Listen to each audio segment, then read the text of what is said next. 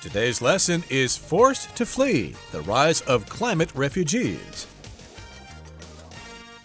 Hi, everybody. I'm Roger. And I'm Mike. In today's program, we're going to be talking about climate change, which is a topic that comes up quite frequently. But more specifically, we're talking about how people are affected by climate change and people have to flee their homes, and thus they become climate refugees. Yes, indeed. And of course, as climate change seems to be accelerating around the world with many more negative effects. We're seeing bigger storms and bigger floods and higher winds and heavier rain, but even less rain in other areas. This seems to be a problem that will only be getting worse, at least into the near future and possibly the medium and even distant future. So climate refugees will be added along with economic refugees and, of course, the more typical type of refugees from war and other types of strife. So let's find out all about this.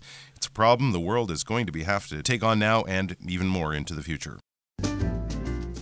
Forced to flee, the rise of climate refugees.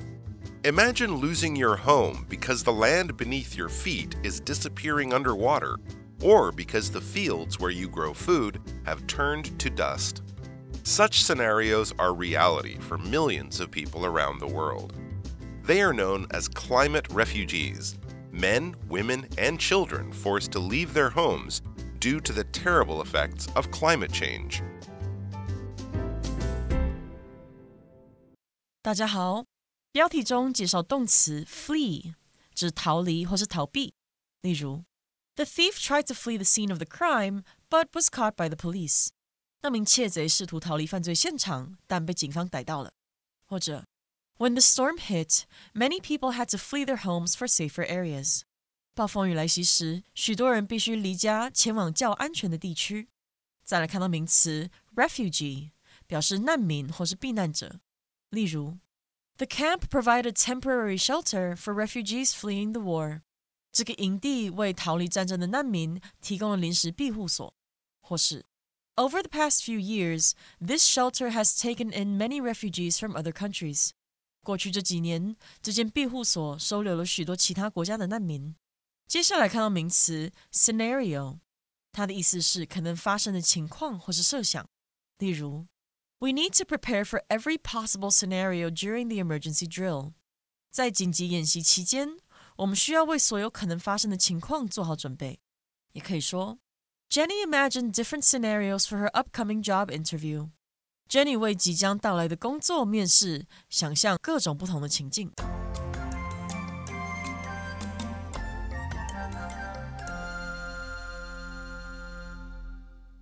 Okay, so today's lesson is all about the rise of climate refugees. Remember, a refugee is somebody who is fleeing a terrible situation, usually a war, but it could be famine, it could be a drought or whatever.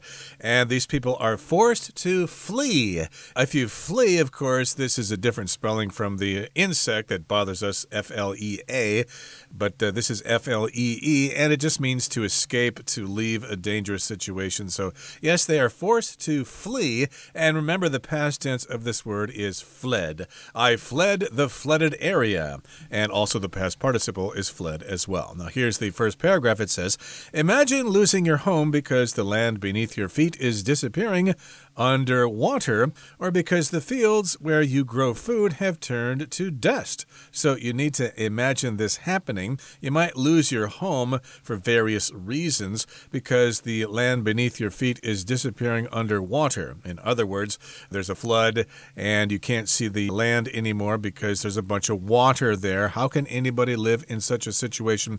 So you have to flee from a situation like that.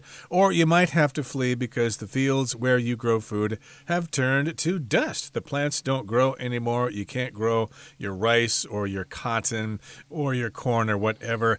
And therefore, it's kind of useless for you to stay there. Absolutely. Well, such scenarios are reality for millions of people around the world. Yes, in fact, we can read about this, we can imagine this, we can see this on the news, but it is reality. It is real life for millions of people. And of course, this is a terrible scenario, both for the people living in it now and for us imagining this scenario, because a scenario is basically a possible situation. It's something that could happen. We're using it maybe as a thinking exercise to try to think about what we would do. Often when we do a fire drill or an escape scenario, that's kind of practicing for something that could happen. Hopefully it won't, but it possibly could. So these are reality. These are actually true life for people in some parts of the world, and they are known as climate refugees, it says. Men, women, and children forced to leave their homes due to the terrible effects of climate change. So there you go. Just as people have left their homes because of natural disasters or wars and conflict and political strife, now it's climate change that is causing this huge mass movement of people from certain parts of the world to other parts. And are we ready for it? That's the big question. Let's check out the next part of the article. Climate refugees are sadly becoming ever more common. In Pakistan, unprecedented flooding in 2022 killed thousands of people and forced more than 2 million to leave their homes. Meanwhile, the Gobi Desert in northern China has been expanding for years due to climate change and other factors, pushing rural people into already overcrowded cities. And in Somalia, years of droughts have driven over 1.3 million people into refugee camps, as the land they once relied on for food has dried up. Unlike those escaping war, climate refugees have no legal right to seek asylum in other countries. Most are thus forced to move within their own country's borders. The places they end up often have their own problems, like poor infrastructure. Therefore, the refugees' arrival puts further pressure on limited resources, which in turn worsens poverty. For instance, in Dhaka, Bangladesh's capital, millions of climate refugees live in slums without clean water or safe housing. Their presence has, of course, caused a growing demand for resources. In fact, it has even caused parts of the city to sink because too much water is being drawn from underground reservoirs. And as these areas sink, they become more prone to flooding. Tragically, many climate refugees get caught in cycles of worsening conditions such as this without ever finding a clear way out. 第二部分介绍名词 asylum， 表示政治庇护或是避难。可以说 Many refugees fled their country to seek asylum abroad. 许多难民逃离他们的国家，寻求国外的庇护。又或者说 Granting asylum to persecuted individuals is a humanitarian act. 向受迫害者提供庇护是一种人道行为。继续看到名词 infrastructure， 表示基础建设或是基础设施。例如 Cities in many developing countries suffer from poor infrastructure. 许多发展中国家的城市受基础建设不足之苦。也可以说 Much of the infrastructure in the city was damaged by the earthquake. 该市的大部分基础设施在地震中遭到破坏。下一个介绍动词 worsen， 指的是使更糟或是使恶化。举例来说 The new operating system actually worsened the computer's performance. 新的作业系统实际上降低了电脑的效能。又或者说 If left untreated, the condition may worsen over time. 如果不加以治疗，病情可能会随着时间恶化。最后看到单字 slum， 这个名词的意思是贫民区或是贫民窟。例如 There are many slums found just outside the city. 该城市外围有许多贫民窟。最后一个例子 Jason grew up in the slum, but managed to achieve great success. Jason 在贫民区长大，但最终取得了巨大的成就。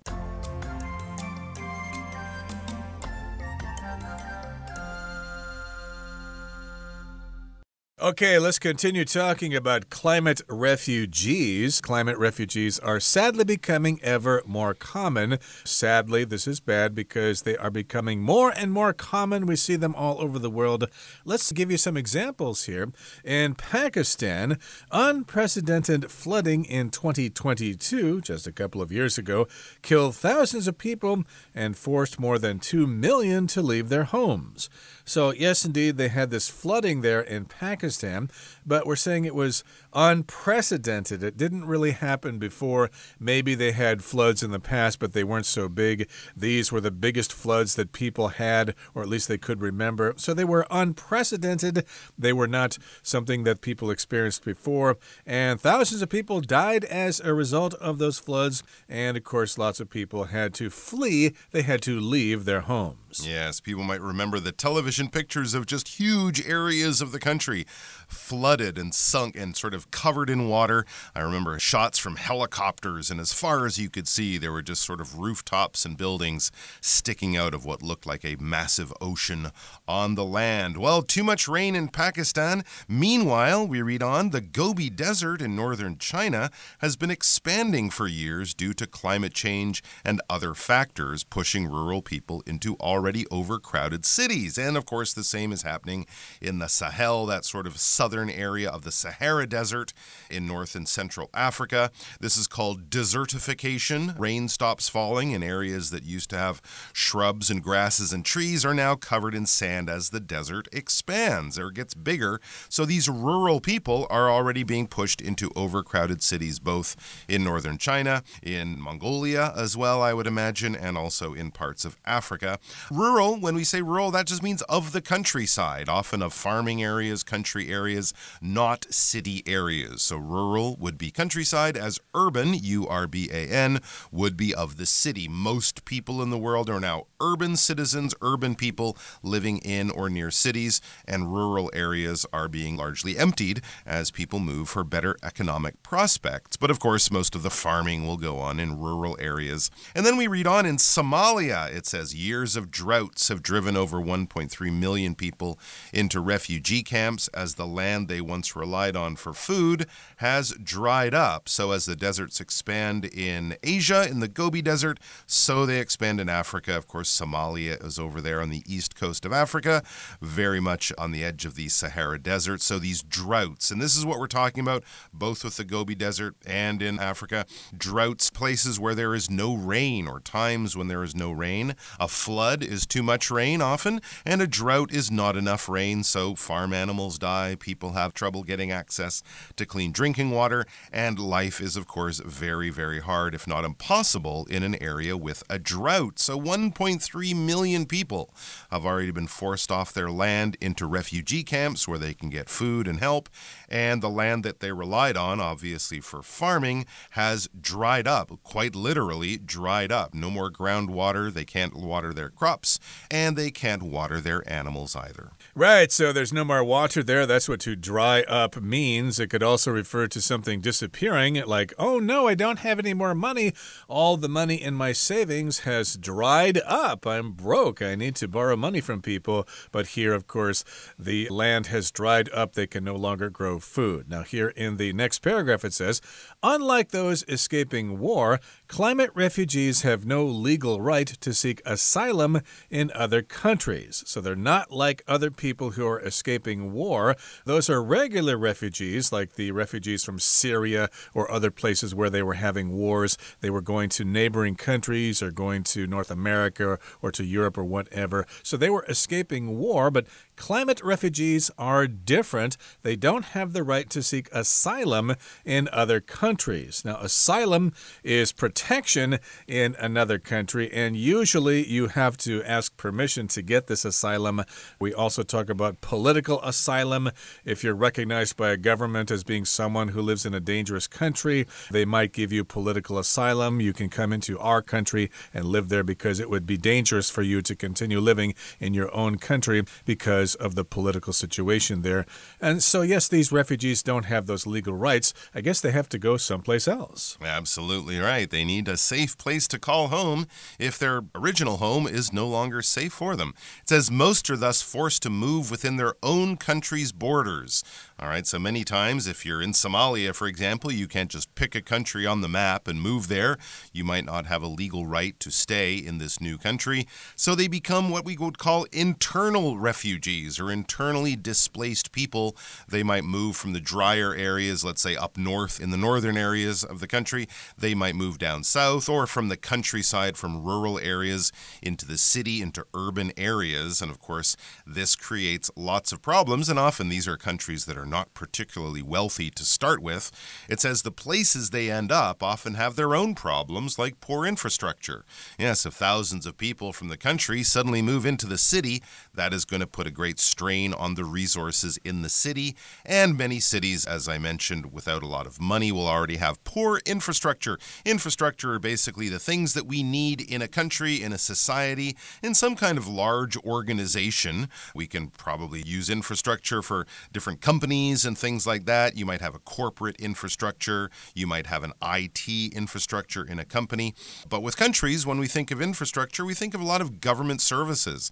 We might think of transportation, education, healthcare, things like that. So if they don't have the tax base, if they don't have the wealth, their infrastructure will be rather poor. And many countries, even wealthy countries, are having problems with infrastructure now. We also might look at roads, bridges, airports, ports, things like that. The things that the country needs to kind of operate and run. That would be covered under this very general term of infrastructure. So, therefore, it's not good for the refugees or the country. Indeed, therefore, the refugees' arrival puts further pressure on limited resources, which in turn worsens poverty. Okay, so here we've got the phrase in turn. That just talks about the result of something. For example, I could say the company did really well, and in turn, the boss gave every employee raises. Okay, so yes, it happens as a result of something, and yes, indeed, this causes poverty to worsen. To worsen just means to get worse,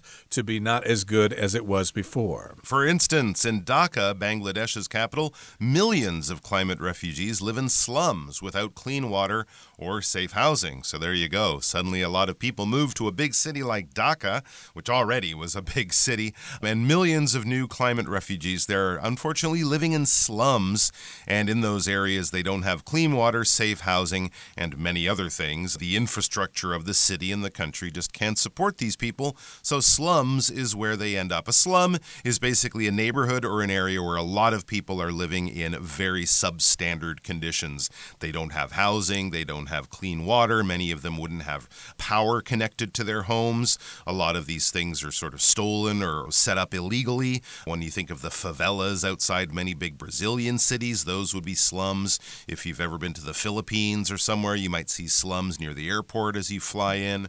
And even New York City and London in times past had slums, and even now they would certainly have some economically depressed areas which would have higher rates of crime and higher rates of poverty, lower rates of health and education and things like that. So living in a slum is very basic, and it's the least desirable, I think you would say, form of urban living. So their presence has, of course, caused a growing demand for resources. More people need more things and more services from the government. Yep, in fact, it has even caused parts of the city to sink. Oh my gosh. Because too much water is being drawn from underground reservoirs. Wow. The meaning is it's a place where water is kept. Of course, we have different reservoirs here in Taiwan, like Shimen Shuiku, that's a reservoir, and there are other ones in different parts of Taiwan. But here the water is underground, and if they're pulling all that water out from the ground, then the land above it will sink. And as these areas sink, as they go down,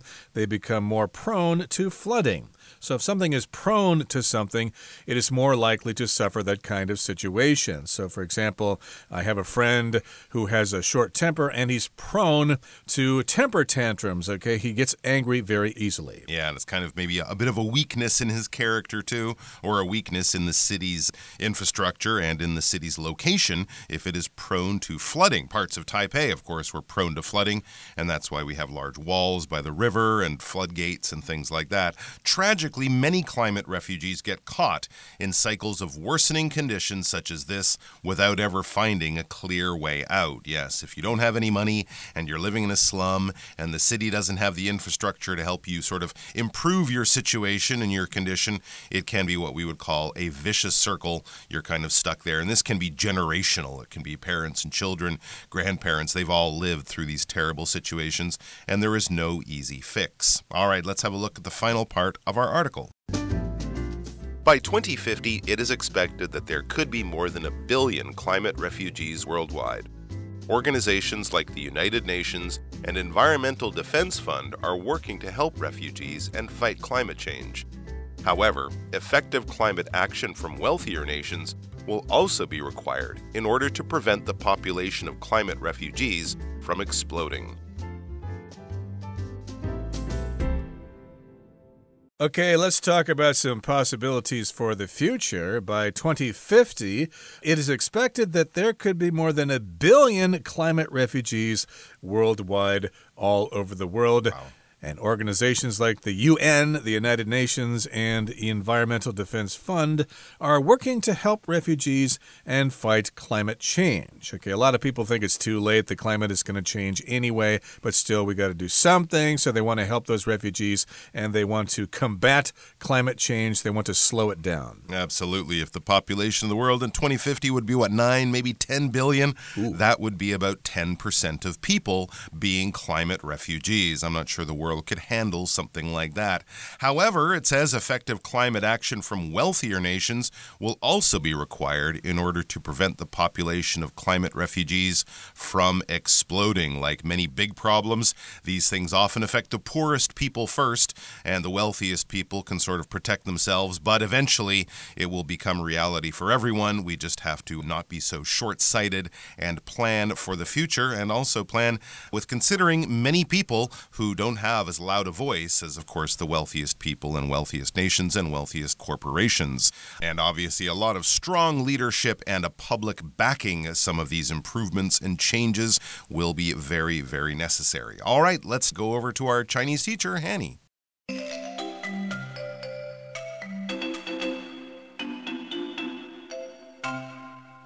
各位同学大家好，我是 Hanny， 今天要来练习篇章结构的题型。那这次的文章是关于气候难民的困境，题目有4个空格，可是有5个选项，我们就先来看这5个句子。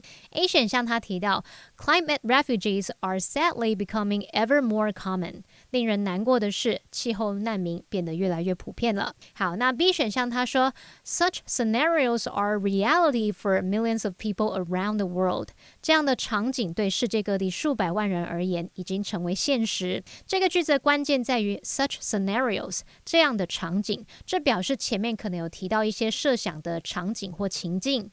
C 选项他说 Efforts to provide clean water to affected communities are often hampered by a lack of resources and infrastructure。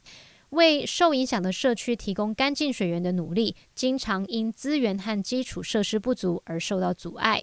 那么 D 选项他说 Unlike those escaping war, climate refugees have no legal right to seek asylum in other countries。与那些逃离战争的人不同，气候难民并无在其他国家寻求庇护的合法权利。这句他提到了气候难民的困难处境。我们在阅读文章时就可以注意前后文有没有提到这种跟离开家园寻求协助相关的内容。那么 E 选项他说 For instance, in Dhaka, Bangladesh's capital, millions of climate refugees live in slums without clean water or safe housing。例如在孟加拉首都达卡，数百万气候难民生活在缺乏干净水源或安全住所的贫民窟中。这句的关键词是 for instance， 它是以孟加拉首都达卡的气候难民为例。那文章里面可能就会有进一步的阐述。我们现在看完选项，就来做题目吧。好，第一个空格它是位于第一段第二句。那课文一开始要我们想象一下，因为脚下的土地正逐渐消失在水下，或是因为用来种植食物的土地变成沙漠而失去家园。那这就是要读者去设想人们因为气候变迁而失去家园的情况。那空格后方的句子则提到，这些人就是气候难民。我们从前后文判断，最适合选项要选 B。他说，这样的场景对世界各地数百万人而言已经成为现实。句子里面的 such scenarios 就可以呼应作者要我们设想的场景，又能带出气候难民的处境，所以是正确答案。好，第二个空格位于第二段的开头，它可能是段落的主题句。那空格后方的句子就描述了巴基斯坦的洪灾、中国戈壁沙漠的扩大，还有索马利亚的干旱。那可以推断空格里面应该填入能够承接第一段，并引出具体例子的内容。我们的选项 A， 他说，令人难过的是，气候难民变得越来越普遍。这个选项适合承接上下文，所以是正确答案。好，第三个空格它位于第三段开头，那空格后方的句子提到说，因此大多数气候难民被迫在自己国家境内迁移，也就是说啊，他们被迫离开家园，可是只能在自己的国家境内移动。那可以推断选项 D 是最适合的选项。他说，与那些逃离战争的人不同，气候难民没有合法权利在其他国家寻求庇护，这恰好点出了造成气候难民这种特殊处境的原因，所以是正确答案。第四个空格它是位于第三段。那前文有提到说，气候难民最后所到之处往往也有自己的问题，像是基础设施不良，因此难民的到来给有限的资源带来进一步的压力，进而加剧了贫穷。也就是说啊，气候难民的迁移带来了当地资源压力和贫困的问题。那么空格后方的句子则提到，他们的存在当然就导致了对资源的需求不断增加。事实上，由于过度抽取地下水库的水，这甚至导致该城市部分地区下沉，所以可以推断空格里面应该是填入具体例子，说明在某个地区所面临的挑战。那最适合选项是一。例如在孟加拉首都达卡，数百万名气候难民生活在缺乏干净水源或安全住所的贫民窟当中，这提供了具体情境，然后也能承接上下文，所以是正确答案。好，那最后没有选到的选项 C， 他说，为受影响的社区提供干净水源的努力经常因资源和基础设施不足而受到阻碍。这个选项放在任何一个空格都不符合句意，所以不能选咯。好，那么以上今天的讲解，我们就来回顾今天的单字吧。Flee. Many people fled the city in search of safety during the war. Refugee. A group of volunteers worked tirelessly to help the refugees rebuild their lives. Unprecedented. Global demand for clean energy has reached unprecedented heights in recent years. Rural. Rural landscapes are known for their natural beauty and open spaces. Drought. A prolonged drought has caused water shortages in many parts of the country. Infrastructure. A well-developed infrastructure is key to economic growth. Reservoir. The new reservoir will be used to store water for agricultural use. Scenario. In the worst-case scenario, the company could lose millions of dollars.